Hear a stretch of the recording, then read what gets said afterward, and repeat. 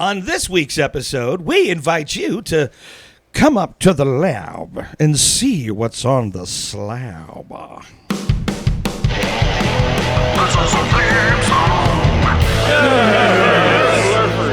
Welcome back to the program, nerds. I am Larry Brantley, and I'm sitting here with some of my best friends in the world, Micah Donahoe. Greetings, programs. Brent Williams. He's just so For the people who motivated. are just listening to our episode. Yeah. Brent just waved. Yes, he did. And as always, the man behind it all, our producer, Chris Hockenberry, who joins us after a brief hiatus from the program and from the nerds, which, trust me, we all needed that, but mostly him. Yeah. He probably resents having to be back here, but that's okay. It's fine. Hey, would you do us a favor? Would you please go out to nerdherfers.com and subscribe because it would make us happy. And not that you care about that, but you can also visit our merch store, which is nicely done up by Mr. Donahoe. You can visit our cigar shop. You can be apprised of all of our comings and goings, mostly goings these days because we're middle-aged men. And you can also go out to, I was wondering when that was going to hit. You can also go out to our YouTube channel, which is youtube.com/@nerdherfers. You can subscribe there and see us all. I mean, listen, it's worth subscribing to the YouTube channel just to see what T-shirts Micah is going to wear. That's right. Every week. That's right. This week he's themed to the podcast as opposed to the particular content of the show we're going to do. Yep. But he's always snappy. Well, someone needs to tell Chris that we've already done the Goonies. Well, yes, that was weeks ago, man. Our producer is wearing his The Goonies shirt, and if but I'm the not shirt is badass. Well, it is very badass, and he told me a story right before we started the show that he was walking around today, and several people were looking at him and saying things like, you know, never say die. And he looked at them quizzically, and then one guy went, "Hey, you guys!" and it took you like 3 or 4 times to figure out it was because you were actually wearing your Goonies shirt. He just thought it was a weird clinic. Yeah. Anywho, enough of that. Now it's time for us to go to a little segment of the show that we like to call Yeah, that's right. We call it Yay. That's all it is. We just call it Yay. No, it's actually nerd news. It's all the nerd news you need to hear, and you need to hear it from our special anchor person, a guy that I like to call Brent Williams. Brent, what do you got for us? I mean, read the room, dude. Sorry. I can't do it without the sound effects. Okay. That sounded so weird. I can't get started without the thing. All right, moving on. Brent, I'll get you started. Yeah, moving on, guys. Thanks. I love it. I'm going to start calling you Micah Fluffy Donahoe. Ooh. All right. It's not my belly. Yeah. First thing, an endurance athlete named Lewis Pugh plans to swim around Martha's Vineyard, the place where they shot Jaws, Yep. Yeah. to change people's perceptions of sharks. This is the reasoning they're giving for this? Yes. Any relation to Florence? Yeah. I don't know. He's British South African, or South African, I think. British South African. Maybe. I don't know. But anyway, so here's the crazy part. He's 55 years old. Now you're about to tell us the crazy part. Yeah. Not changing people's perception of sharks. Yeah. No, here's the crazy part. He's 55. Mm-hmm. The water is 47 degrees. Yes, it's very cold. All he's going to wear is trunks and goggles. He will swim. Sounded dirty. He will swim 3 to 4 hours a day and then mark his progress. And then the rest of the day he'll spend doing like shark education. And it's going to take with a chatter. Yeah, it's supposed to. I was gonna say, it's supposed to take. It's 62 miles, and they think it's going to take like 12 days to make it around the island. Okay. But, Okay. So I'm 54, and I'm already tired just reading this article. Yeah. Well, to be fair, you broke a sweat opening your phone. That's So, true. That's true. Oh my gosh. I can't. Okay, Need some that water. is. Look, if you want to be an endurance athlete, you want to show everybody how studly you are, even at the ripe old age of 55. That's great. But to educate, to change people's opinions about sharks, first of all, I don't think the sharks care what your freaking opinion is. I don't think they care at all. They're going to eat you. Yeah. So Yeah. anyway, sorry. I could do a whole program just on that. Kill all humans. Yeah. Kill all humans. But what All else right. do you have? All right, for moving us? on. The world's first commercially available flying car is taking pre-orders. Oh, no. Aleph Aeronautics has designed a car that can do vertical takeoff and landing. It has wheels. They look like bicycle wheels, and this car looks like it's made out of like 3D printed carbon fiber or something. Oh my! I mean, it's a weird looking car, but what'd you call it? What's the name of the company? Barely a Car? Yeah, barely a car. Oh my God. No, but so anyway, there's a video of it taking off and flying a little ways and landing, and so they've opened up pre-orders, and they said this car is going to be affordable for most people. So for $300,000, you can get a car that can drive 200 miles or fly 110 miles. Oh my God! I thought you were about to say 110 feet. I really did. Probably. We can't drive on regular roads. Yeah. Why are they putting us in the Yeah. air now? Yeah, it's not the Jetsons. It's really not. That was a cartoon. You know, I have to tell you something. And when I lived in Mexico in the 90s, the only test I took to get my driver's license was a blood test. I was gonna. Was it a sobriety You test? have a pulse.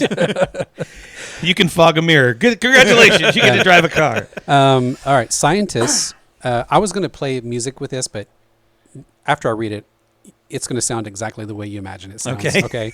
It wasn't really worth doing. But anyway, scientists have found a way to influence the buzzing of cicadas by hooking up electrodes, very, very low voltage electrodes. But the current that they push through those things influences the buzz, the frequency of the buzz of the cicadas. And they made a bunch of cicadas play Paco Bell's what's it called? I've got it written down, and I forgot it. It's on every Canon. ringtone. Yeah. Paco Bell's Canon in D. Yeah. So it basically sounds exactly the way you imagine it in your head, right? Oh my God. So, Do the cicadas dance to the music? No. Actually, but they were totally free, and they flying they concentric circles. they could fly around. And then when it was done, they just disconnected the electrodes, and the cicadas flew off. So they didn't harm them. But I just thought, how did they get him to volunteer for that experiment? I wonder. I don't know if they volunteered. Excuse me, sir. Do you have a moment? Excuse me, sir. Do you have a moment? Could you stop yelling, sir? Just 1 minute. I'd like. Are you wearing a pacemaker? Okay. Well, that's going to do it for this week's episode of Nerd News. Only on this program can you read about a 55-year-old man who wants to swim in freezing cold water with nothing but trunks and goggles to help people not hate sharks. Good for you, pal. Good for you. All right. Here is how the show works. Every week, one of us brings a bottle of whiskey for us to sample and review. One of us brings a cigar for us to try, and then we have the topic of conversation we're going to nerd out about, which I'm actually pretty excited about because I was doing my research for me too. this episode today, and I just remembered all the great things, and Yep. we'll get to that in just a minute. Now, before we go any further, I should point out that both our whiskey sample this week and our cigars have been provided for us by none other than the extremely overly, cannot stress this enough, generous Chris Hockenberry, our producer. So thank you for that, sir. I think what happened was is he thought we were just What happened was we were a that smidge happen? we're just a smidge too lowbrow, and he was getting tired of it. I guess He wanted to class the place up. Guys, Yeah. I just hate how poor you are. yeah. Could you guys just try? Could you just try not being poor? Yeah. Is that a thing you could do? That would be so great. We would all get along so much better if you would just try to not a hard not poor, but a little not poor. Like, could you invest in something? Yeah. Do you know what a 401k Do you even know what is? investing is? Yes. How much No, Bitcoin it's do you not have? a wardrobe. Yeah. How much Bitcoin you got? All right. So I am talking about the bottle that Mr. Hockenberry provided for us tonight. Now, everybody's heard of this brand. You have seen this bottle in movies. You have seen it on television shows. It is generally the bottle that they put, you saw it in John Wick. If you're paying attention, you saw it in John Wick. There are so many varying opinions on this whiskey, and you're going to hear more of them tonight. The bottle that we're going to do tonight is Blanton's Single Barrel. Now, some interesting facts about Blanton's. Blanton's was introduced in 1984 by the Buffalo Trace Distillery. It was named after Albert B. Blanton, longtime president of the distillery. Now, this I did not know, and I thought it was pretty interesting. Blanton's was the world's very first single barrel bourbon. But Larry, what is a single barrel bourbon? I'm so glad you asked. A single barrel bourbon just means that each bottle is drawn from an individual barrel rather than being blended from multiple barrels, which is how most bourbons are made. Now, single barrel has become a big thing, but Blanton's actually did it first. Here's another thing I think is interesting. Every single bottle is hand bottled, hand sealed, and each label is handwritten with the barrel number, the Rick number, and the bottle date. But Larry, what's a Rick number? I'm so glad you asked. A Rick number is from the Rick House. The Rick House is basically a storage facility, and inside the storage facility you have these big shelves, and those are where the barrels go, and each Rick House has a letter, and then each row has a number, so you can see that reflected on your handwritten label on your Blantons. The bottle stopper is in the image of a horse with a different letter, and if you collect all the right stoppers, they spell Blantons. What? Yeah. And Wow. then It's like see, when you Micah, dig in the Lucky Micah- Charms to get the secret prize Yeah. at the bottom. Micah was all about, we got to do Blantons tonight. Until I said that, and he's like, no, wait a minute. Oh my God, the collector and me just we squeed. got to do some collect. So, gentlemen, this is Blanton's bourbon. Now, we are going to do the magic sound, and this is kind of challenging with this label because I feel like I'm bad touching this horse. Here we go. Oh, we're gonna Take try two. that. Take two. There There we we go. go. That was a little deeper. I thought you Yeah. were gonna make some of that bourbon dance out of there. So it's actually very cool, though. I think that's Yeah? pretty good. Yeah, of course. Thanks. Chris, did So- you say that if you collect, What? Well, Mike- you might as Mike well is leave it collecting there. items. It's been in your damn pocket now. now it's got My lint. pants are clean. So didn't you say that if you send in all the tops, they'll put it on a barrel stave? Like they'll mount them on a barrel stave for you? That's pretty cool. Oh, we actually. have an O. This one says O. Oh, That's the O. This is the O. Oh yeah, it sure is. So cool. Mr. Hockenberry, would you reach into frame with your glass, and I will pour you some Blantons? Or actually, Micah will get it for you, because Long arms. yeah, and I don't have long arms. I'm not an orangutan. Micah, hand me your glass when you get the time, sir. Thank you so much. A little bit of the B. Speaking of B, here you go, Mr. B. And finally, Let's sit and talk for for a while. the most important pour. oh man. Oh, wow. Yeah, so on the nose, you're going to get those traditional notes of vanilla, Caramel. Yep. baking spice. Mm-hmm. Dude. There's no burn. It's just I all would like flavor. to point out something. If you notice how much Larry poured for himself, What? yeah, I'm not Yeah, bro. This glass, yeah, this bro, glass is defective. yeah, bro. This glass is It defective. leans to the left. I think I love how there's no ethanol burn on the nose. It's just all flavors. How old is this? It is. Oh yeah, this particular bottle, because that is a fair question. This was. They call it. This bourbon whiskey was dumped on November the 1st, 2022. Now that doesn't say how long it was in the barrel, but I think it's a minimum 6 years. Yeah. Okay. 93 proof. And as we all know, whiskey does not age in the bottle. I'm going in. Here we go. It's very good. Oh wow. Ooh. So damn smooth. That's got a smooth finish on I'm getting like lots of bacon spices. Yep. it. Yeah, hello, I'm getting Warren. like cinnamon, maybe anise. And I'm going to say No, like not a paprika. clove. Like Clove. a paprika. Paprika? Paprika. Paprika. Paprika. That's better than regular paprika. Worcestershire. Where's Chestershire? So we've already got a good start. We are classing the joint up with some Blanton's right. single barrel bourbon, courtesy of our producer Chris Hockenberry. But wait, Hold on. I'm going to check my bank account. See how I'm doing. Did you get any richer? but wait, there's more. But wait, there's less. We also have a cigar from Mr. Hockenberry tonight, and if he doesn't spill his bourbon Because I will. and embarrass us all, yeah. he's going to talk about it. Brent Williams is. What All do right. you got there, buddy? Again, a gift from our producer trying to class us up. He wants us to really smoke up a good cigar tonight. Hell yeah. This is the Davidoff Escurio Gran Perfecto. What? Yeah. I love how Oh, there's 4 in there. Did you want one, Chris? Here, I'll pass Chris. I'll pass Chris's his. I'll give you 3. There Yeah. you go. You guys can take care of that. I love the fact that you speak fluent Spanish, but you went Escurio. That's my Texan coming out. Here, you want to say it in real Spanish? Escurio Gran Perfecto. Bueno. That was even worse. Bueno. Kind of crushing on you better about that. That was even worse. I was exiting my arse for no reason. Oh. Okay, this So cigar. Wow. Let's It talk is about it. It is a full-bodied cigar. Yes, indeed. It has Look at that wrapper. the wrapper is Ecuadorian Habano, Really? nice and ole. The fillers. So the binder is Brazilian Cubra. Wow. I've never heard of that. Cubra, no. Never. Cubra. Cubra. The fillers Brazilian Cubra and Chupacabra? yeah, and some more Habano and Dominican. Thanks, Hayseed. He's trying to class us up, and then you're doing that. Sorry. Cheap cobra. Well, I'm murdering the Chupacabra you Spanish. talking about? Yeah, I'm murdering the Spanish. So. Yeah. Anyway, yeah. Can I borrow your So- cutter? So I'm excited. Yeah, sure. I can't V. right there. I don't want a V cut or. Right there. Oh, thanks. You need to do a Cuban cut on this. Yes, sir. Need my arms. Mm. Arms. Oh, that smells really good. Did you smell it? What does it smell like?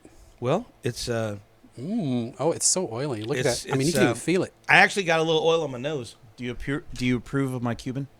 Oh, very Yes, much so. I do. Very Good much job, so. sir. Well done, sir. Ooh.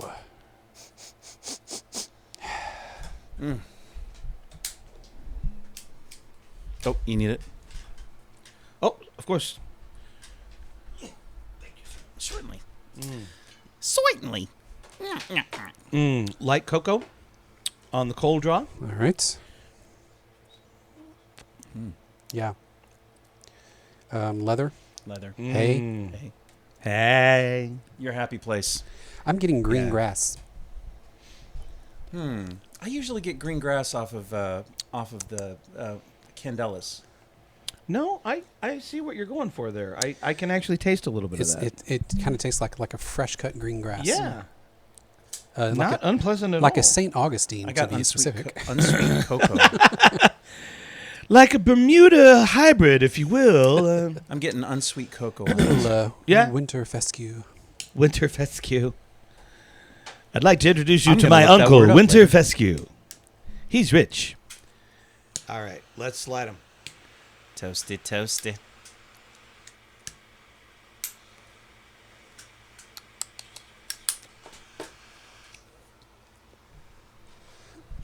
I'm getting tobacco. All right, my favorite thing about this cigar is Chris's eyes while he lights. He his went cigar. right past your joke. He went right past it. Oh my gosh! The label just slides right off. Look at that. That'll make Micah happy. Wait, these aren't all sex jokes, right? No, I said the label slid off. Okay. Yeah. Yep, gone. There we go. All right. Ooh. That is very good. Oh yeah, that cocoa really comes out Uh-huh. Yeah. on the draw.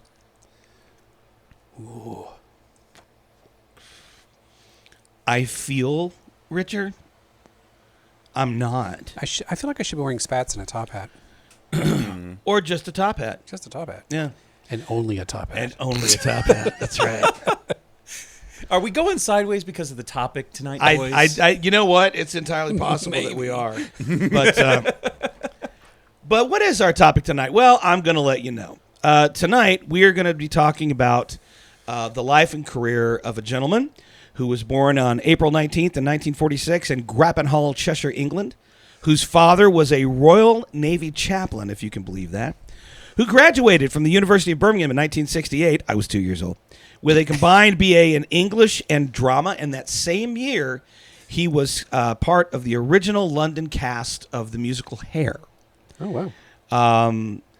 There are other highlights. 2004, he played King Arthur in Spamalot, which was written by Eric Idle and directed by Mike Nichols. But you know him and love him best Love him. for the 1975 he portrayed, and this was a reprisal for him because there was, I'll get to it in a minute. Yep. The Rocky Horror Picture Show, 1975. It was a reprisal of the role this man originated on the musical stage production of the Rocky Horror Show, having played on the stage the same character in the West End, in L.A., and Broadway. We are talking about Dr. Frank-N-Furter himself, Tim Curry. We are going to legend. talk tonight about the life and times of Tim Curry. Easily, in my opinion, one of the funniest comedic actors. Oh yeah. But also one of the most versatile actors. This man has not only been nominated for roles on the stage and roles in film, he's been nominated for Grammys because of his narration work in audiobooks. Yep. He's done a ton of VO in animation over the years. He's had a very long and storied career. Unfortunately, that all got sidetracked. I believe it was in 2012 when he had a massive stroke. Yeah. But we'll get to that at the end. It's still a happy story. We're talking about Tim Curry tonight. So, first question out of the box. And by the way, your answer cannot be the Rocky Horror Picture Show because that's too easy. Yep. That is shooting fish in a barrel. What is your favorite, and I'm not going to define it to any medium, what is your favorite Tim Curry role besides Frank-N-Furter and why? Micah? Wadsworth, Clue. Oh, I'm not shouting! And by the way, throughout this entire episode, I'm going to be throwing little pitches of comments out there. I expect proper responses. Okay. Are you trying to make me look stupid, sir? I don't know the response to that. I don't either. Yeah. You don't need any help from me, sir. All right. Very good. So Wadsworth, This is gonna suck. It's going to be I was going to say this is be going a- to be a Micah-led discussion. because- No. favorite. I'm oh talking no, to Brett now. it's Clue, 100% Clue. Is it really Clue? Oh yeah. Oh my gosh! I just loved him in that role. Well, I also loved him in that role. However, I know what you're going to say, do you but that's the other obvious choice. really? Oh, you're not going to say what I think Well, you're going hold to say. on. Let's see what he says. Okay, let's say. Yeah. No, The he's Hunt gonna- for Red October is not the obvious choice. I'm actually going to. I'm Okay. actually. That's not wondering the if one he's I was going to gonna say. That's Is not, it you You know were what going I to say was Pennywise. No, I wasn't. Oh, okay. What are you I gonna was say? actually going to say Darkness. Oh. I was hoping you were going to say that. I was Okay. actually going to say Darkness. All So right. I just watched that last 1985, Tim Curry took on a very, very different role from what he had previously done. It was a lot of comedic roles. He played. And by the way, this film was directed by Ridley Scott. Yes. Yeah. And it was called Legend, and yeah. it was with a very young Tom Cruise. Yes. Yeah. Mia Sarah. And Mia Sarah still. Yeah, exactly. Tom Cruise before he got his teeth fixed. Yes, exactly. And Did he ever really get them fixed though? Yeah, he did. Tim Curry played the role of Darkness, who was like this giant satanic-looking creature.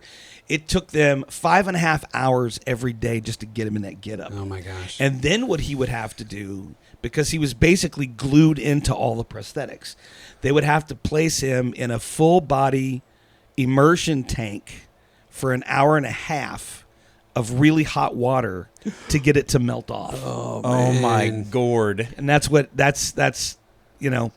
I'm pretty sure after that one he was like, yeah, fellas, we're not going to do those kinds of roles anymore.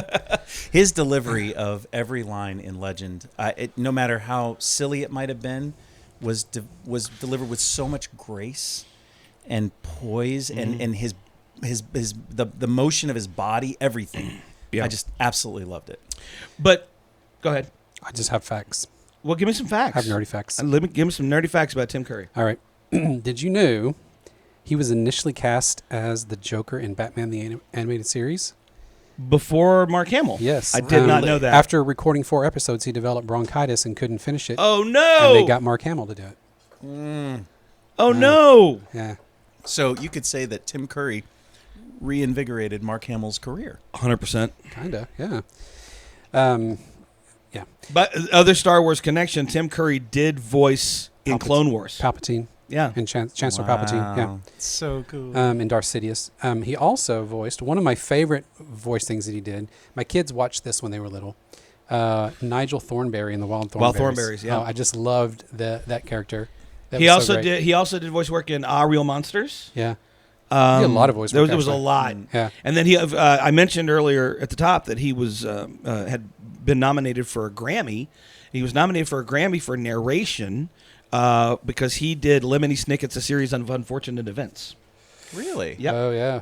Yep. He narrated it for the movie itself. The audiobook. Okay. Yeah. Okay. Yeah, you don't get a Grammy for narrating in a movie. No, I don't know why I was hung up on Jim Carrey there for a second. All right. Here's another one. So his most famous role, obviously, is Pennywise the Clown, which he didn't even acknowledge. He never acknowledged it publicly until like 2015, where he talked about it being a I really would fun argue role. that his most famous role was Frank-N-Furter. Okay, well, Frank-N-Furter. His second most famous role is Pennywise. Yeah. I like Wadsworth. Yep. But anyway, he actually suffers from a debilitating case of coulrophobia, which is a fear of clowns. So while he was in costume on the set, there could be no reflective surfaces around him. Oh my god! And actually, an assistant almost got fired, or a makeup assistant, because she had a mirror while she was doing his makeup, and she almost got fired from the movie because he could not see himself at all. I do not want to see myself as that evil clown. Right? Do you have Prince Albert in a can? Yeah. Better let him go. 1980, Sandinista by The Clash. The album Sandinista by The Clash. Track 18, The Sound of Sinners. He's the priest in that. Oh wow! Oh, Yeah. awesome! That's a deep cut right there. He Yeah. also sang backup for Carly Simon on her album. Well, I knew that he had done a lot of vocals. I mean, he was in musicals forever before he ever started doing a serious amount of film. So I knew he could sing. I think he's a really good tenor, is what he is. Yeah. But I did not know that he sang with Carly Simon. Yeah. That's pretty badass. So, are we Scooby-Doo fans here? I know that he voiced in Scooby-Doo. Well, what is the worst character in that entire series? Don't say Shaggy. It's not Shaggy. It was a character they introduced later on. Oh, Scrappy. Scrappy. Yeah. Every hardcore Scooby-Doo fan doesn't like Scrappy. No. Right? Nor should they. So Tim Curry is actually a huge fan of Scooby-Doo, and he was asked to voice a role in Scooby-Doo 2002 as Mondavarius, but he turned it down after learning Scrappy-Doo was going to be in the movie. Respect, Tim. Respect. So anyway, yeah, those are just a few of the many facts about Tim Curry. I think one of my all-time favorite roles for Tim Curry would be a movie called Oscar with Sylvester Stallone. Yeah, I've heard of it, but I've never watched it. He played the doctor in that was helping facilitate that. He was a linguist, and he was a doctor who was a linguist who was trying to get Marissa Tomei to stop speaking like a backwoods Italian. I see. I did not see that. He kept it's so much fun. It's so funny. I do, because Sylvester Stallone had been doing so many movies that were action based. Sure. And he finally comes out with this movie that is all comedy. And what year was Oscar? Can you tell me? I don't remember off the top of my head. Chris, fact find me. To the smart machine. To the smart man. Because I wanted to. I was thinking, because there's this kind of little sidebar. Because Schwarzenegger and Stallone, before they became very good friends, were bitter enemies. Because, they would constantly try to outdo each other at the box office or go bigger and badder with their movies. And Which gave us gold. I think it was Stallone who pivoted to comedy first. If it was in the early 80s, then that's definitely true. 80s, but I can't be sure. Is that the one where he's a gangster? Yes, he's a gangster that wants to go straight. Right. And and his daughter is getting married, and the daughter's in love with another guy, and she's supposed to marry this other one that doesn't want to marry her, that loves somebody else. Gotcha. They each love their own respective people. 91. 1991. Okay. So it must have been Schwarzenegger that pivoted to comedy first, because Schwarzenegger did Kindergarten Cop. Yeah. Did Kindergarten Cop come in late Poor 80s? Chris. To the man! He can't smoke a cigar because... Yeah, he wants to smoke a cigar. By the way, we'll stop talking about this any second now, I promise. But Stallone had another comedic gangster when he did a little movie by Roger Corman called Death Race 2000. He played one of the racers who was dressed in like the stupid cartoony pinstripe suit with the black and white spats and the hey, yay, But so back to Tim Curry for a second. Tim Curry, I think please. that one of the things that I really loved about him is that he's always Tim Curry, but he has facets to him. There's parts of the way that he acts, the way he changes himself. He feels so versatile. 90. Have you guys 1990? Yeah. All right. So Schwarzenegger Kindergarten was Cop. first. Yep. Schwarzenegger Beat was him by a year. first. I just like how versatile he is. Like, I mean, if we take what we saw in Clue with Wadsworth, and he's very proper and refined and funny with every single delivery he gives, to Darkness, who is almost poetic.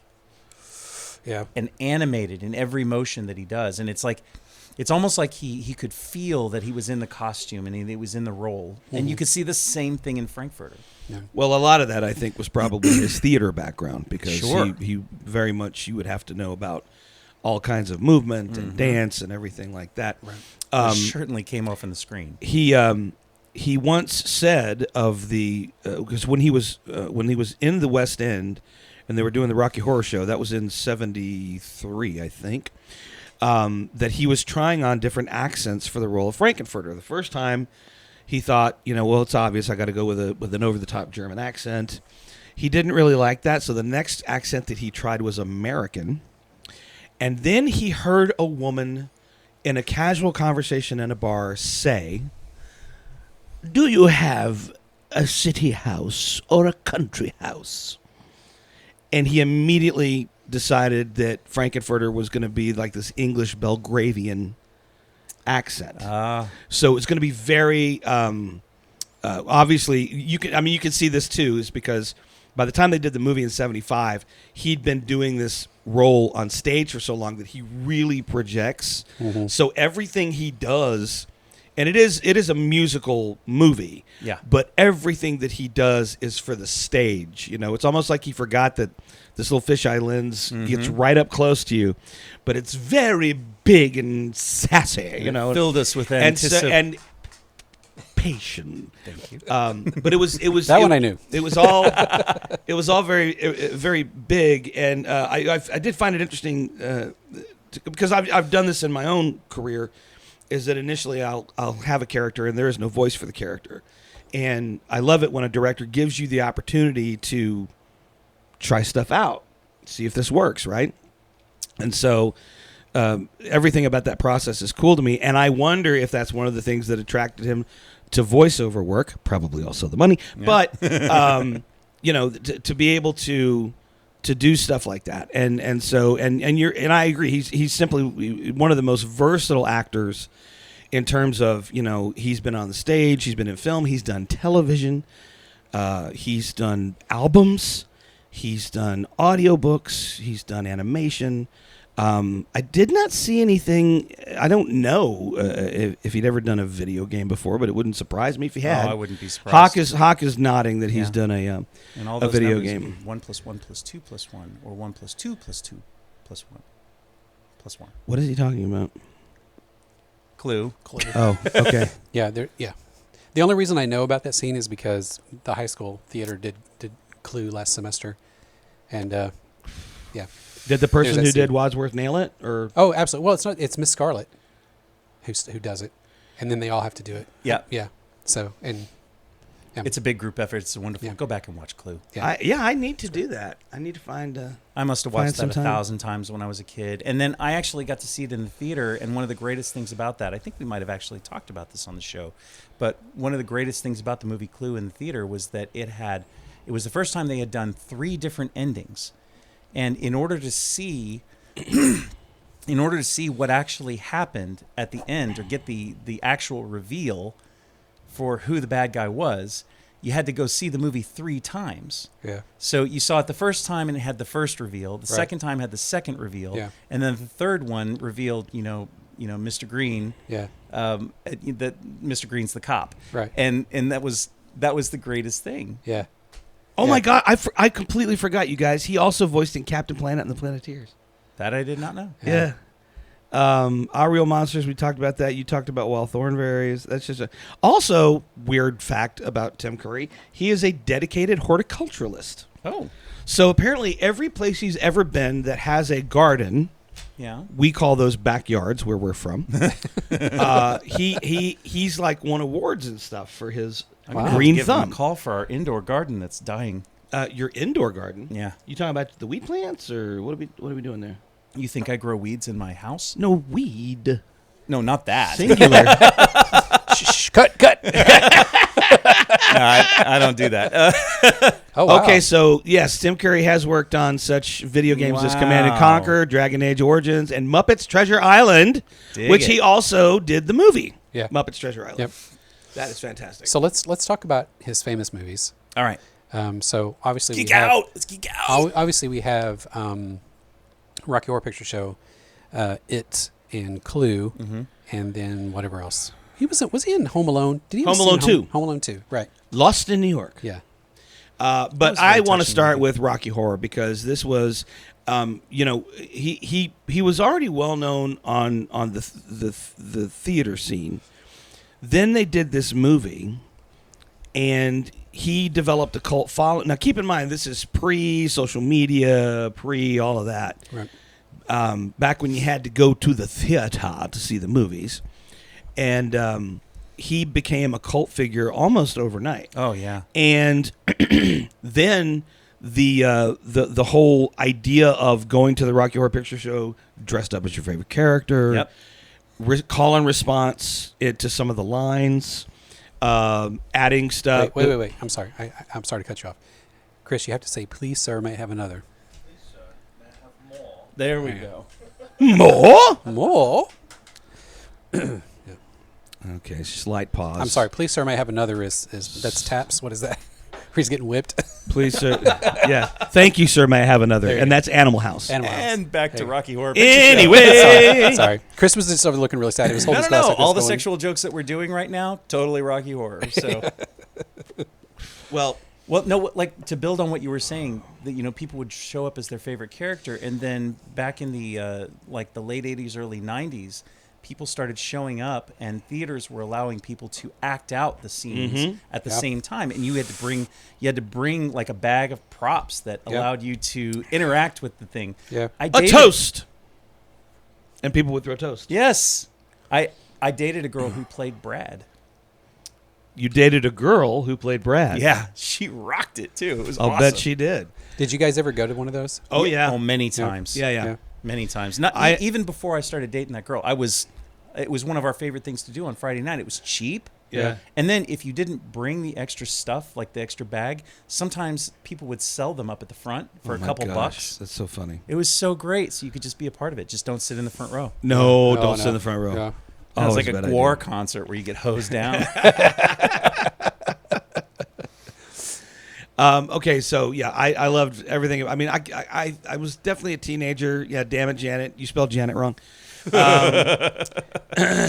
Anyway, I'm He just worked saying, so hard. Step on him some he more. did. I saw it as a teenager. Wasn't Janet played by Susan Sarandon? Susan It Sarandon, was. yeah. And who was Touch it, touch Brad? it, touch me. Come on.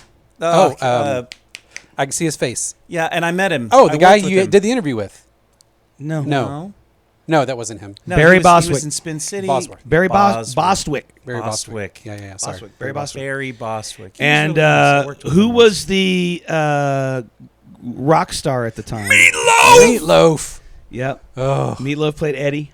Yeah. once. So great with that big gash on his face. Yeah. The motorcycle. That's so awesome. Yeah. So that. Oh man, that's I far really and wish I away- would have seen that- this as a play. Yeah, that movie came out when I was 5, so I was not allowed to see it until. Oh no! I didn't. How old I were you didn't the first time you saw Rocky? I was probably, I think I was 17. I'd just gone off to school. I was about 17, maybe Yeah. 16 or 17. Yeah. Yeah. I So have the that was Blu-ray right of time. it. Yeah. I watch it like once every 5 years or so just Well, to get a fix. Curry said in an interview in the early 2000s, he said, I feel like Rocky Horror is a rite of passage for any teenager. Oh yeah. He goes, and plus, when you're in there, maybe you're working some stuff out. Like, what is my sexual identity? How do I want to identify? You know? So, What would Tim say about the first third of the cigar? Oh, there we go. What would Dr. Frank-N-Furter say about the first service? Ah. well, it's got a robust nature. It's completely smooth. It's so oily. It's very oily. My fingers are shiny. Yeah. I know. I want to like put dots on my nose. Your T-zone. But look yeah, at my T-zone. I want a T-zone with a cigar. for our viewers, you can see this. If you're listening, of course you can't. But the ash on this is fascinating because it looks from a side view like it should be falling apart, but it's holding together quite nicely. Yeah, it is. the construction is great. The draw is damn- good. yeah. The construction is perfect. Damn near perfect. Yeah.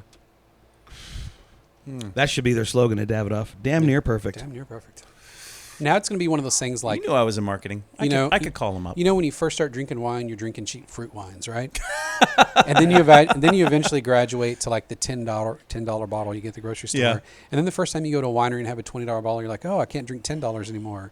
And then you just keep going. And next thing you know, you're up at $80 and $90 bottles, and you're like, I can't drink a $30 bottle of wine. Can we talk about how these two pair? Oh yeah. Mm-hmm. Oh my gosh. Anyway, Yeah, the I was Blanton's is just very- saying we're going to do that with cigars now. It's like now we've raised the bar. Oh God, we're screwed. So just so everybody knows, this is not an all the time thing. Oh no. In fact, Well, for Chris it is. yeah. I mean, it's true. I mean, I Look, deny it. our but show it's true. our show is made for the working man. Okay, Chris. Well, he's a working man. So we'll preface Really? every. Oh yeah, Is he though? He is. Oh, no, he is. Hey man, that your jealousy show, and you might want to tuck that back in. Should we preface every episode after this with? So the crap cigar of today is going to be. All right. The shit bourbon that we're going to drink today is The non-Davidoff cigar. We're smoking now. Oh my God. the non-Blantons that we're having today is. Yeah. Well, and the other thing about that Blanton's is, at least here in Texas where we live, it can be surprisingly difficult to find. Yes. Yeah. And I used to think that was just because people are snotty, but not true. Actually, it's the fact that it is a single barrel bourbon, and so Is Blanton's allocated? Yeah. in the state of Texas, it is. Yeah. Yeah. And so, what that generally means is that stores that do have bottles of Blanton single barrel will only sell it to you if you then buy a bunch of other at a certain cost ahead of time. Some stores have lotteries. Some stores Yeah. you have to be a member of, and you have to have Oh. so many points. You have to shop so long at that store and get so many points to get into the lottery to get a chance to get the bottle. Right. Every bar in my neighborhood has a bottle of Blanton's, and Oh, they yeah. will always sell it between $25 to $30 an ounce. Whew. Well, not tonight. This is an ounce. Tonight we're only paying $20 an ounce. Watch this. $20. Gone. Yeah. By the way, this is definitely what we would consider a sipping bourbon. So Yeah. Yeah. We're not doing shots. many times. Oh my gosh. Oh, okay. So Right. if we all just stop talking occasionally, It's because Chris is bragging our on the other end. producer can't stop talking about how awesome he and his wife are, and the fact that she apparently knows a guy who gets him a bottle of Blanton's every month. But we just want you all to know that you can't have it. Yeah. Yeah, I mean, what's the what's the movie? I think it was Date Night with Tina Fey and Steve Carell, where they're trying to get into this restaurant and they can't. And the way the restaurant receptionist answers the place is like, Antone's, you're welcome. Yeah, it's like just because we exist. Yeah, that's anyway. Do you guys want to try any ice with this? I'm good. I think that I do actually. Yeah, Okay. I want to do. Will you take us to an ice break? I will. Here we go.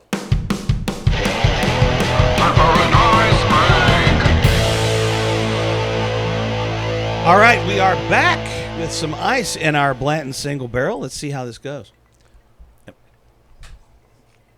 I'm gonna say it right now. I like it better with ice in it. I love it neat. Don't but it just opens it up It even is more. So, like the mouthfeel is creamy. Yeah. Yeah, it's Yeah. just super duper smooth, and I think we have turned Micah's head around on this. Oh. So, just so the audience knows, I had never had Blanton's before, and I was in my neighborhood, which is very pretentious in some ways. And so I go to a bar and I see Blanton's on the shelf, and I'm like, I've never had Blanton's before. And my wife and I are having kind of an early morning date situation. It is the Packer game was on. We're at a place called Lambo's in my neighborhood, which is awesome name. And the owner that owns multiple restaurants around that area, his name is Verf. He's huge Packer fan. I'm sorry, what is his name again? Verf. Verf? Yep.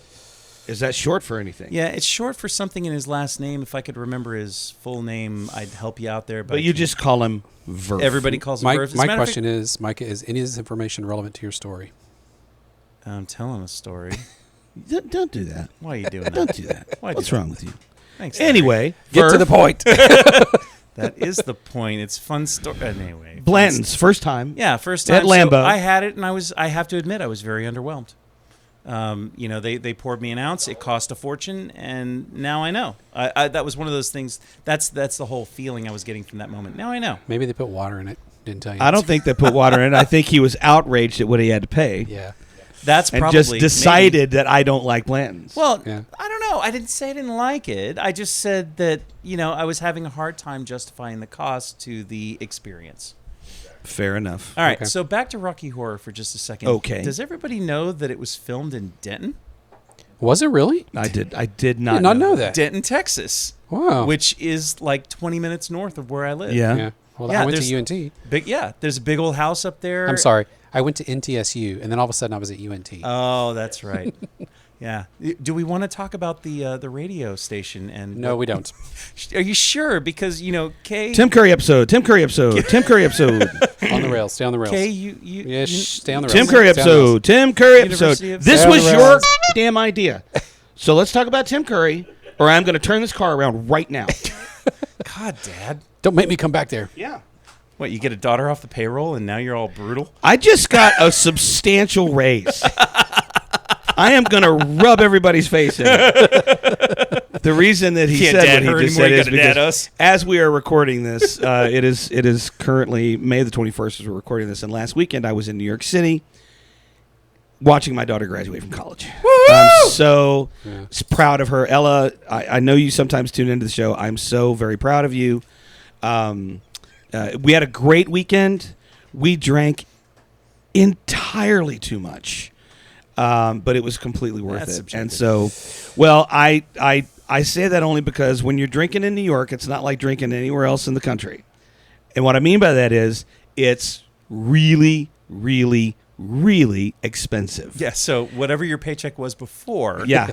So It's like you're not making rent. He's No. 3 months in the hole right I mean, now. if you're getting drunk in New York, you're not making rent. Yeah, my wife, bless her beautiful red head, did the tally up. And she goes, "Do you want to know?" No. And I said, "You know the answer to that question.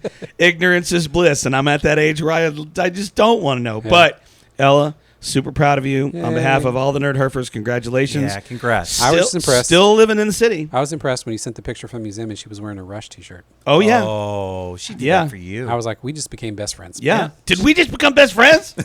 Yep. Yep. Yeah. So, anyway.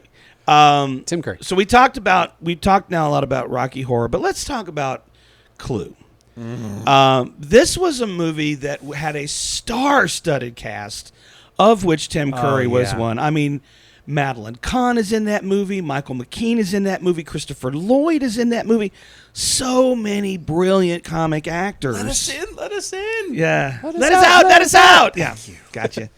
That was a softball, and I appreciate it. You got it. Thanks, Michael. I require softballs at this point.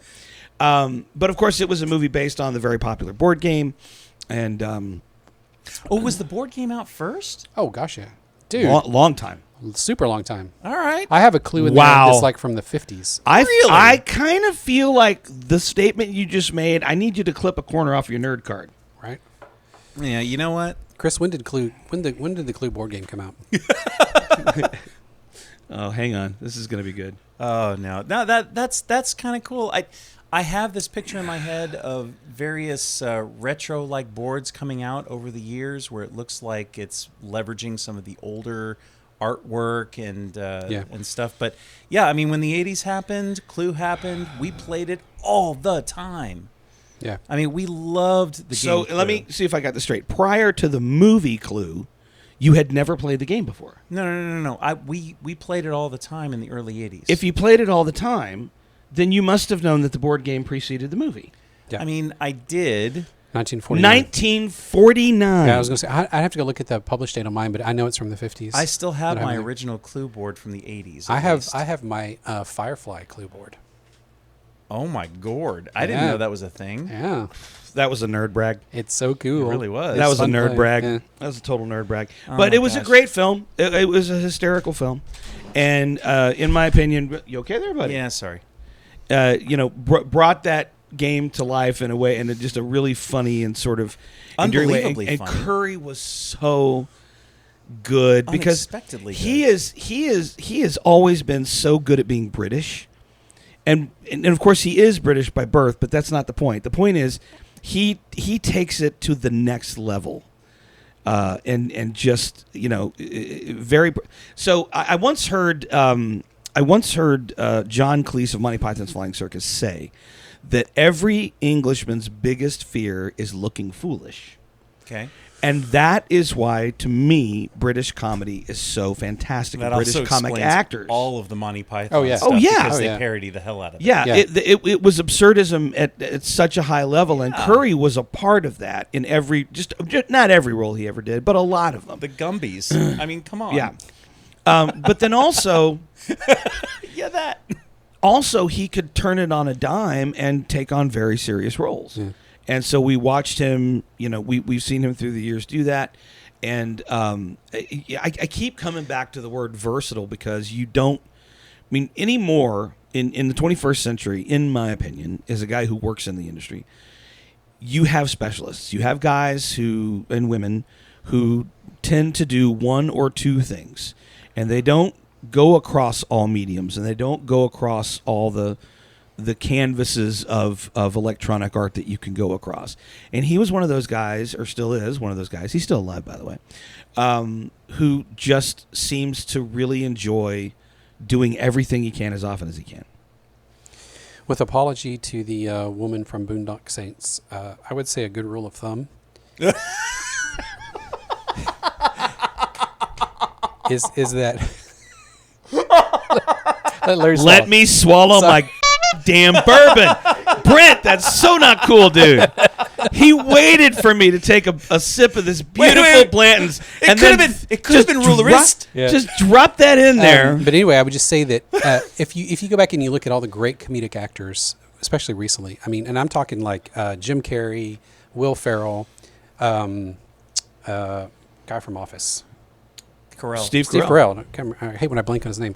Jason Sudeikis. All these guys, they all play amazingly good drama roles. Mm-hmm. Because I think you know how much harder it is to be a comedian to do Yes. comedy. That is true. It takes a certain level, and I think that actually the drama is a little bit easier for these guys because I don't think it's as hard as doing the comedy stuff. After you've done comedy, things just get easier. They don't necessarily. That's not necessarily true. They don't get easier, but I think you develop harder and better and sharper tools doing comedy, whether you're doing it in film, television, stand-up, stage, anything. That explains Jennifer Aniston. Than you do with dramatic roles. I think when you have done that and been successful at it, and Curry had done plenty of it. Although the truth is that Curry sort of went into comedy early, and not really by choice. He kind of wanted to be a serious actor. And then he found himself, dressing up in drag every night in the West End and L.A. and Broadway, and then doing it on a cult film favorite. And that really, but what I love about that is there are actors out there who they do that one thing that just becomes a huge cult hit, and then it gets away from them, and that's what they're known for, right? Yeah. That becomes the focus of their career. Absolutely. And I know this because I meet some of these guys at cons. And so, that's the thing they're still dining out on. I mean, I do it, Yeah. but he was not, because we all just sat here and rattled off a dozen or more things that he's done over the years in his career. Yeah. And so that is why I keep coming back to the word versatile. But it's you're absolutely right, man, that comedy is far and away more difficult to pull off successfully than drama. Now, the drama nerds are going to hit me up in the comments section and tear me down, but it's true. If you think that comedy is easy, you've never tried it. Yeah. And so, Good comedy. yeah, I mean, yeah. Anybody can do comedy poorly. Yeah, and by the way, if your parents say you're funny, that doesn't count. I'm sorry, it just doesn't. Until you can make a room full of strangers laugh with the play you're doing or the musical you're doing or the joke you're telling, don't think you're funny. And please, when you meet us, don't try to be funny in our presence. That makes me really, really happy. Wow. That makes me really happy Larry's because laying my down the daughter Piper rules. has done this. Yeah. Yeah. I watched her. She had a role in Treasure Island where she was playing Gray, and also the parrot, and arguably the parrot freaking owned that whole play. Love it. It was so great. Proud dad. I absolutely, you should be a I was proud thinking, dad. and Mike is completely unbiased opinion. Yeah. Right? No, I'm 100% kidding. biased where my daughter's concerned, and as every good dad should be. That's right. I will tell you that we did an episode of Wishbone that was based on Golgov's The Inspector General. Sorry, let me back up. It was based on Moliere's The Imaginary Invalid, which is an absurdist play. And I took a lot of inspiration for the role that Wishbone had to play. Is a very over the top acting from Tim Curry. I watched Rocky Horror a couple of times. I watched Clue.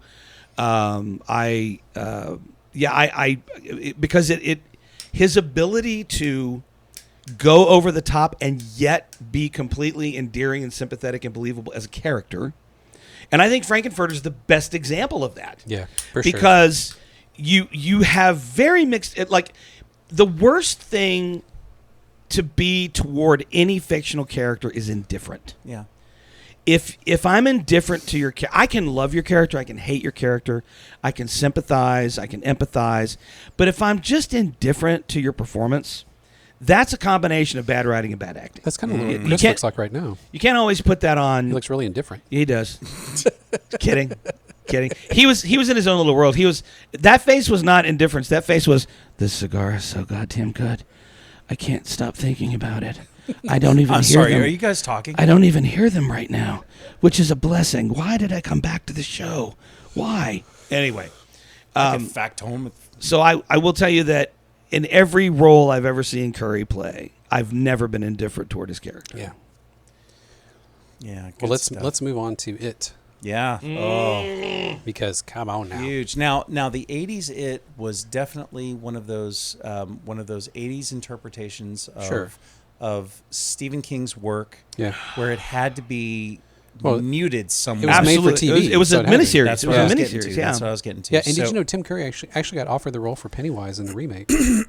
I did not know that. He turned it down for obvious reasons. I will say that Skarsgård nailed it. Oh actually, my Tim gosh. Curry had nothing but praises for Skarsgård. As well he should. Yeah. But I remember that the miniseries very well. I did not know the story about him being, what's the word?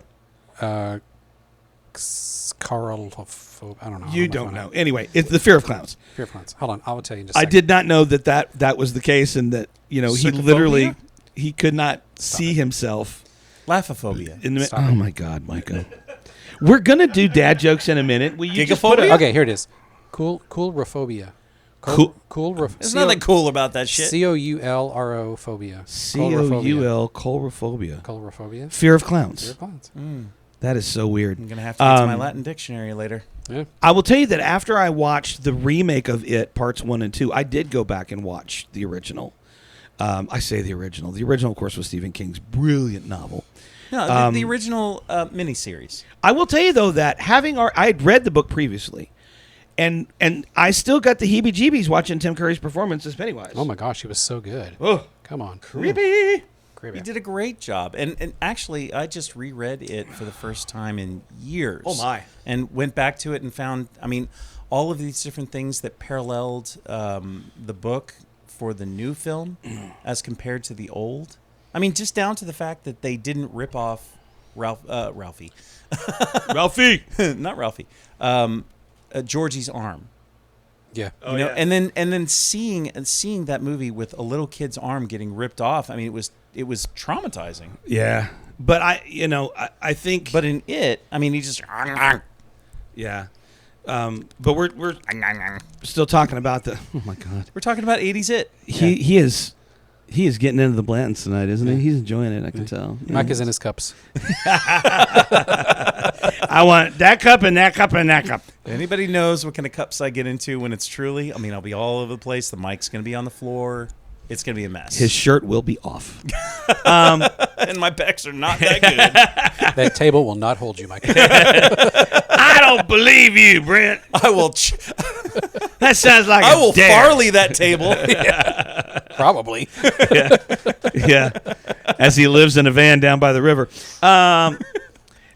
So '80s It. Yeah. Look. I still.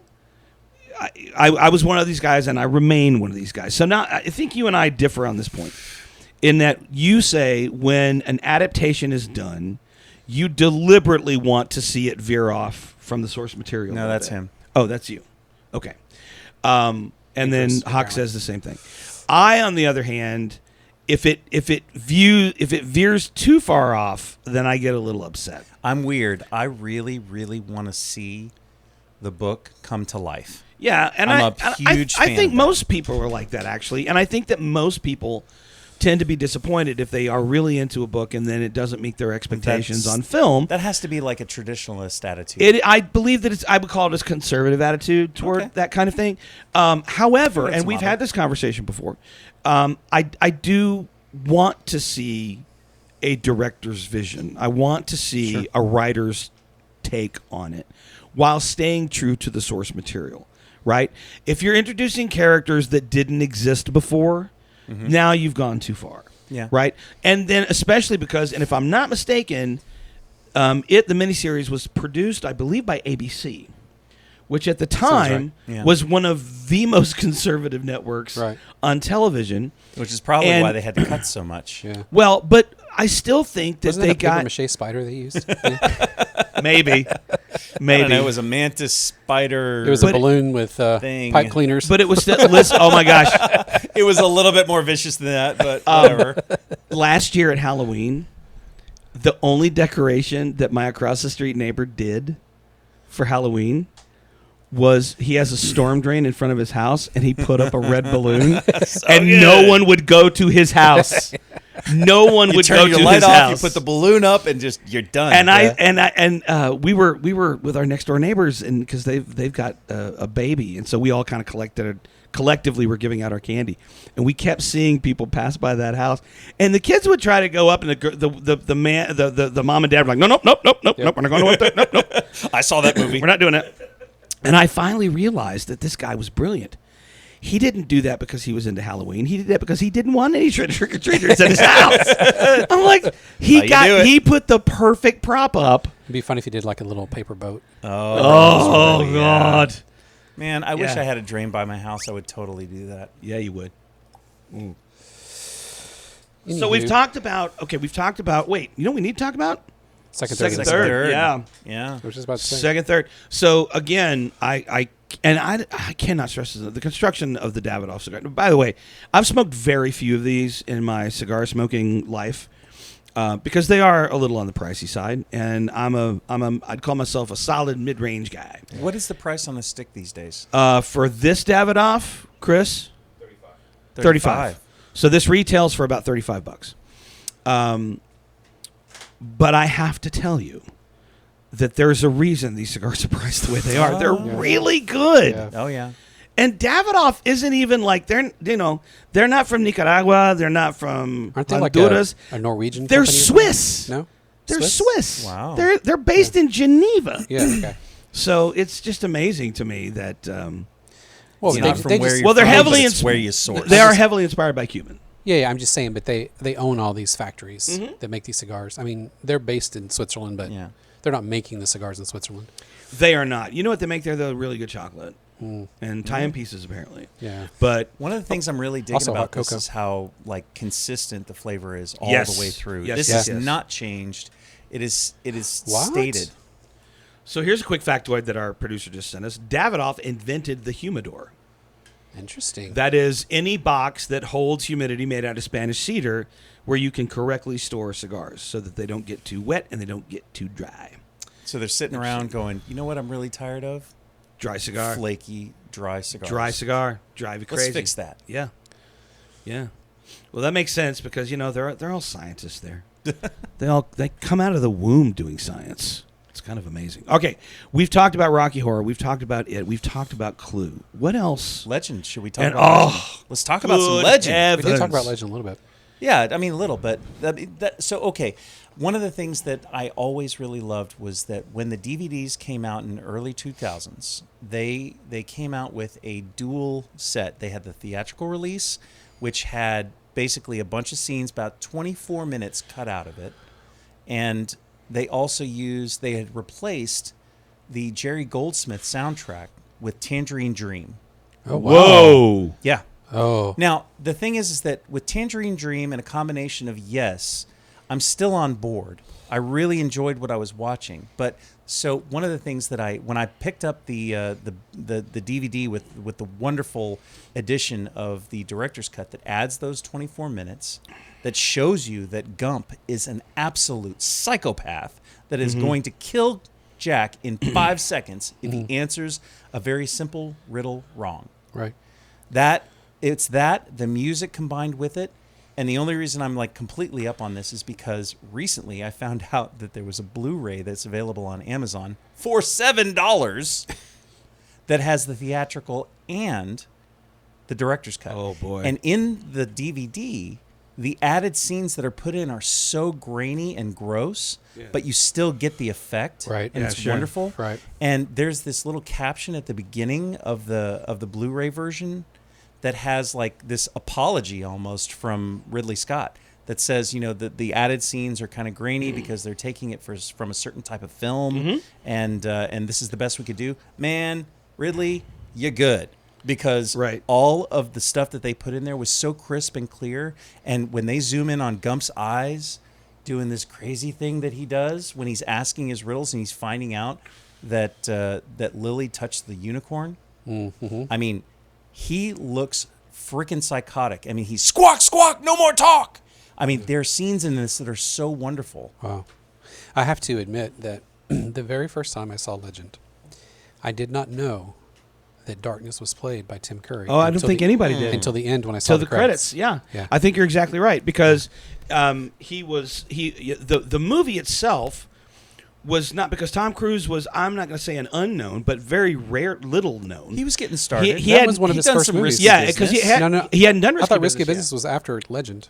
Really? Yeah, Risky Okay. Business was I think post Legend was his first major movie. It might have I been. stand corrected. So it was a film that the draw was fantasy, right? The draw was and Mia Sara. big. Okay, yes. All right. Come on, 12-year-olds, where are you? Well, I mean, both were in '85, and Mia Sara had Ferris Bueller's Day Off.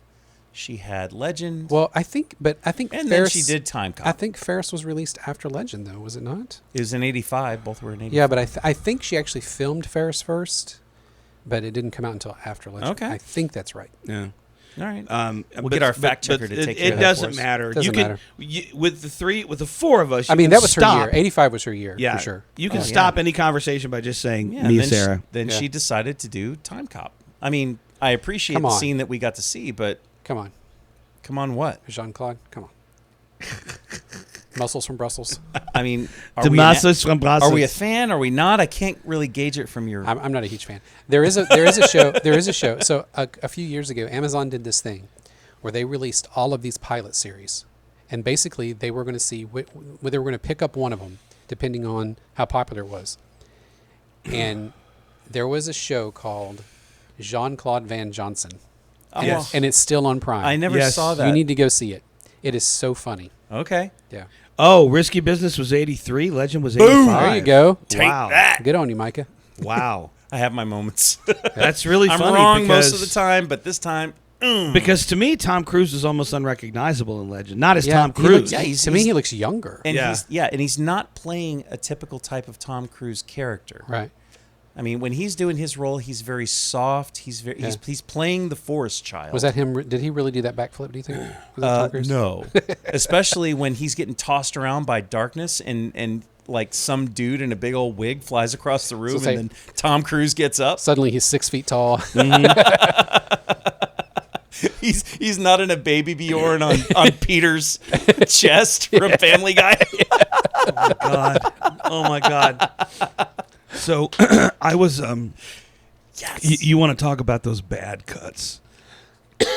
And you know, I think well, Tom Cruise, I think after that one decided I don't want to have a stunt person anymore, so I'm just going to do everything myself, Right. which he's been doing now for 50 freaking years. That guy being thrown across the room by darkness, that's going to be me one day. That's going to be me one day. Yeah. And then I will just fly across the room and then get up. But Life goals. we so I was so we've talked about this. I just finished work on the English dub of a 1966 live action Japanese science fiction show called Ultraman. Ooh. Do it. Ultraman. Thank you. And You want to talk about bad action cuts? I mean, first of all, the production value of this was garbage. You did voiceover work on that? I did. I did. That makes me so. I happy. actually play one of the members of the special science team. Dude, So the dudes in the orange, tight orange suits, so tight you can tell what religion I they are. don't think you've ever mentioned that on the show before. I This haven't makes me been really able to. happy that did you buy the shirt yet? I haven't been able to. Buy the shirt. Yeah, but now I can. Okay, I'll buy the tournament. shirt. Tournament. But there are several scenes in that series where one of the actors either gets blown backwards by a kaiju or falls down a cliff or whatever, and no matter. And by the way, there's man,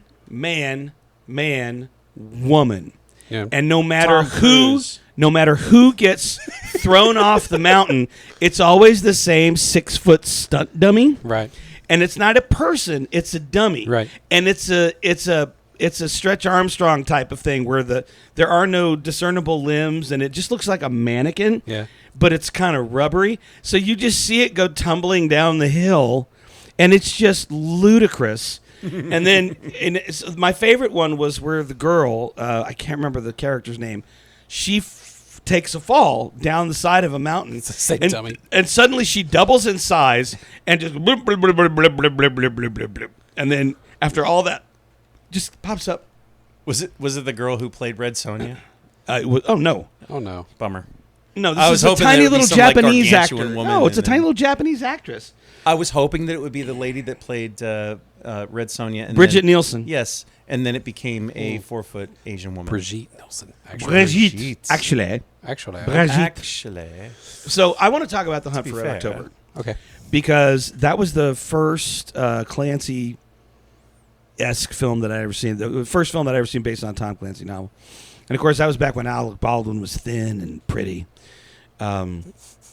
But also Scott Glenn is in Melanie that. Griffith, He was, Not che- crazy he was girl. cheating on everyone, dude. Not He was so cheating crazy. on everyone. And then, Scott Glenn is in that film. But Tim Curry has to play scenes against Sean Connery. And I just wonder, did anybody ever ask him what that was like?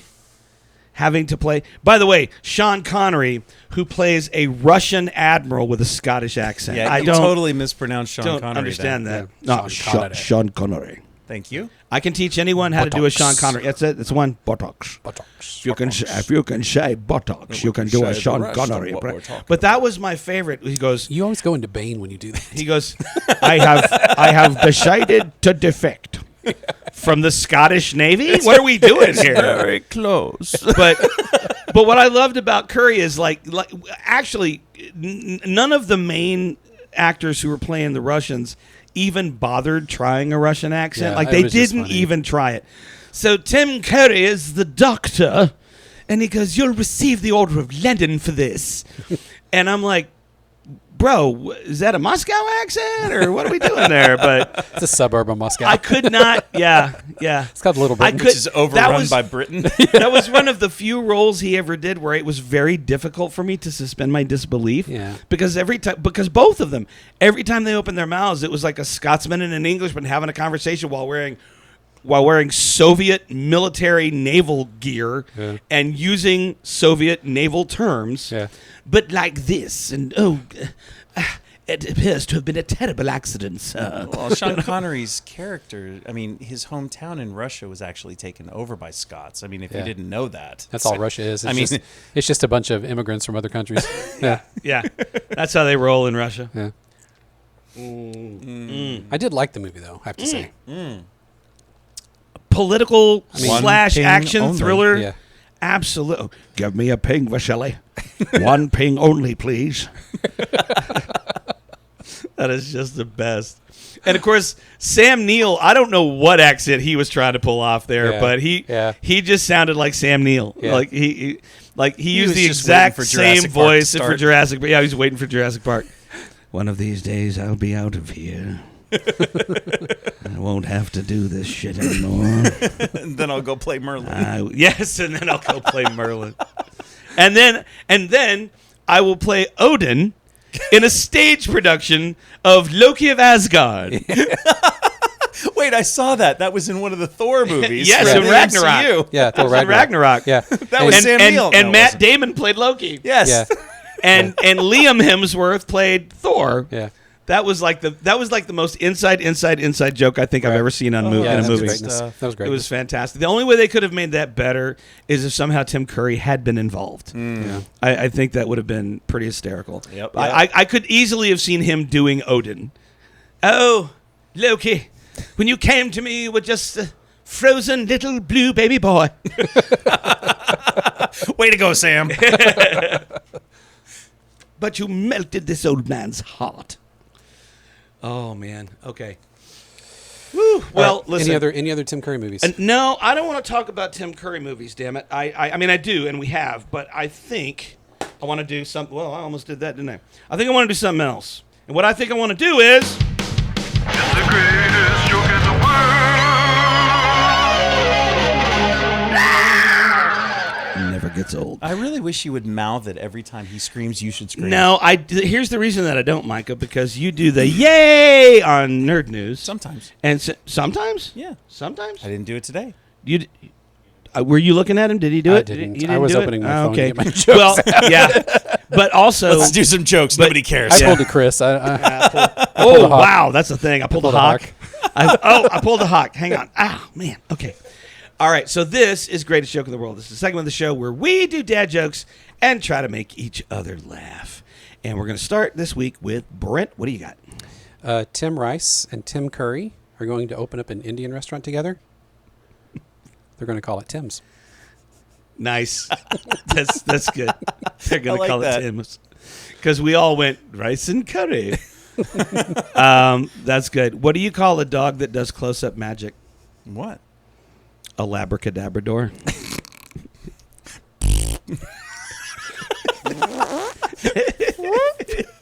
And yet you're laughing. You know, parallel lines have so much in common. It's too bad they'll never meet. There you go. Okay, you can't finish his joke. Dude, okay. that is a dad. That is Okay. the dad joke. Okay. That is like, I think All that may right. have been one that started dad jokes. I'm thinking so. Yeah, so if I feel like if you know him, you kind of owe it. It's okay. No. It is still a good joke. I don't need the stage like Larry does. I disagree. Ba-bum-ba-ba. Yeah. Round two. All right, a kid's playing tag, and he runs up to Tim Curry and goes, "You're it."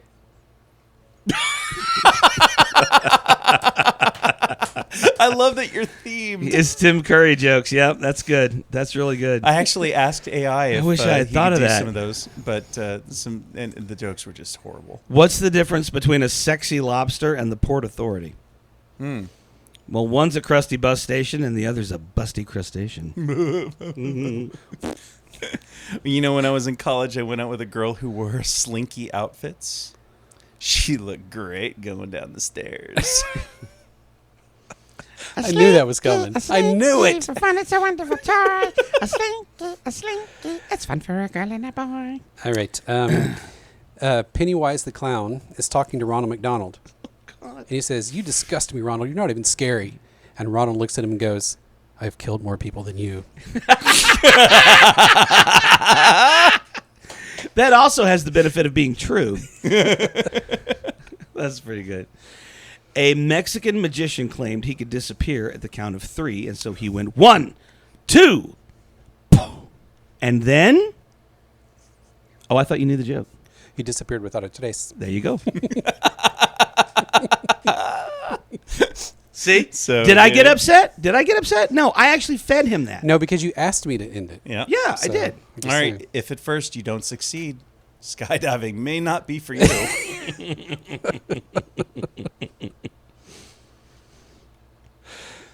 That is And a true that- story. Yeah. It's Larry's fault that he takes a drink at that moment. Yeah, That's I know. all on I Larry. shouldn't. At least he didn't snarf it. this you don't one want was to my snarf fault. Blanton's. The first one was your fault. This Yeah. one was definitely my fault, and Yeah. I'm really glad I didn't. Although a little Bernie right now. But that's going to do it for this week's episode of. It's the greatest joke in the world. Yes. Thank you. That was just for you. I buddy. needed that. Thank you, Larry. For True all of our friend. listeners in your car right now, I lip synced the scream because in real life I did do the scream. Brent and I collaborated on that lovely theme song. We've been talking tonight about the life and career of a guy named Tim Curry, and if you are unfamiliar with his work, you really owe it to yourself to get into it. He's just one of the greatest comedic actors of our age. He's also extremely versatile. Revisit it. Which Yeah. I'm probably going to do tonight. Please do. Because prior to our going on record tonight, Micah was pretty much hounding me to rewatch Clue, which I'm going to do. And You're going to love it. You're not going to regret I know this. I'll love it. I know it's amazing. I will love it. And side note, Yes. if you watch the streaming version or video version that you own, that's the one that combines all 3 endings into one. Okay. Yep. I hope to be able to do that. And that's the sound in between each one. Yeah. Thank you guys so much for hanging out with us. I am Larry Brantley. That is Micah Donahoe. Live long and prosper. That is Brent Williams. Keep your shirt on. Want to keep a big thank you out to our producer, Christopher Hawk, who Awesome. brought not only the lovely Blantons that we're having this evening, but also this fantastic awesome. Davidoff cigar. Definitely brought the awesome. And although you can't see him, he's wearing a Goonies shirt, which just, It's okay. come on, it's man. always acceptable. It's always acceptable. There's never, not even, you could wear a Goonie shirt to a funeral. I think it'd be okay. Yep. I think it'd be okay. Anyway, we will be back next week with a very, very timely and important topic. We're talking about artificial intelligence, and it could get dark. I'm just saying, it could get very dark. But in the meantime, please go out to nerdherfers.com and subscribe. Hit us up on our YouTube channel. Hit us up in the comments section, guys. Let us know how we're doing. What would you like to hear about? What would you like to see? Would you like to see more of us? You know what I mean, Micah? Yeah. If Micah has enough Blantons, he's definitely taking his shirt off tonight. Get some. You'll like what you see. Anyway. Why? Why you got to step on me? Because I'm not stepping on you. At the beginning of the show, you said no one wanted to see your I'm chest. downplaying the greatness. No, I mean, Okay. Is that what we're doing? He's lowering Holy expectations crap. so he can Right? This exceed is them. the longest ending in the history of Brett. the show. Thank you guys so much. Go see a Tim Curry movie, and we'll talk to you next week. Until then, wait for the new episode with anticipation. Good night, everybody.